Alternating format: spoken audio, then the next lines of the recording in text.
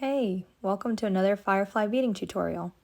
Today I'm going to show you how I restrung this mala bracelet that has a 3-hole guru bead using 1mm stretched fabric cord. I used about a yard or so and strung on my beads just like this, leaving a loop on one end and 2 open ends on the opposite side like this. And this is basically what the guru looks like right here if we zoom in on it. You've got 2 large holes, so pretty big holes like this, and then a small hole on the bottom.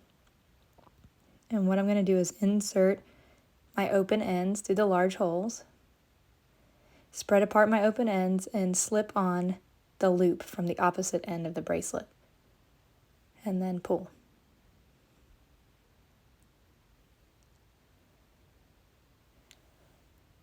Then I've got a little piece of 28 gauge wire right here. It's dead soft, very easy to move, and I'm going to make a needle with it. Pretty much a flexible needle. So first I'm going to fold it over the ends, and then also I want to make sure that these ends of the wire are about the same length. I'm going to use my chain nose to start twisting it, and then I'm going to finish twisting it with my fingers. This is just to keep the wires together so they don't come apart through this next step. So you have something that looks like this. And this works with these large holes, but we're going to go back in now through one of the large holes, and we're going to try to come out of this small hole. So sometimes you have to bend your wire a certain way and just be patient with trying to figure out how to get it to go out of this hole. There are other ways to string gurus, but for this thicker cord, this is what I find works the best. I'm going to use a pair of tweezers here to help me kind of pull out this wire. Here we go. All right, I got it started. And once you get a good grip on it, you can pull this through, and it will then pull all the rest of your cord, and you could take that needle off. So I'm pulling everything tight here. And then as part of the guru, we also have this other little component here. I'm sorry, I don't know all the terminology, just how to put them back together as best I can.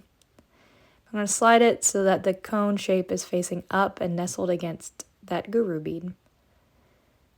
And this is the part where you could put a knot on the bottom. This was like a Chinese knotting knot or a Buddhist knot of some sort, which I don't know how to do, but I'll show you how to do just a macrame type tassel on the bottom, which I've seen in several of these bracelets before too. So here I'm just taking some 0.8 nylon cord, about a foot of it. And starting with my right side, I'm going to create like this P shape with my line going over the top 2 lines. Then I'm going to take my left string, put it under and through, and then pull everything tight against the cone. Now I'm going to do the opposite, so a P like this or a Q, under and through. And then switch again to the opposite side once you've got it tight. So now a P, and under and through. And you're just going to repeat this back and forth process, which is a square macrame knot, until you have the desired length that you would like. And once you've got that length, you pull everything pretty tight. And then you're going to snip off the edges, leaving about 1/8 of an inch to 1/4 of an inch of a tail. So again, I'm going to cut this piece. So I'm cutting both of these tails off. This is not the stretch cord, remember, just the nylon that I just used. I'm going to take a lighter, and I'm going to singe down these little pieces here. Just want it to ball up, let it cool for a second, and then tap it down. And same thing over here. Ball up and tap down. All right. So now we have to do these guys here, these tails, and I'm just going to do an overhand knot on one side and bring that knot close to my macrame. I'm going to repeat on the other side.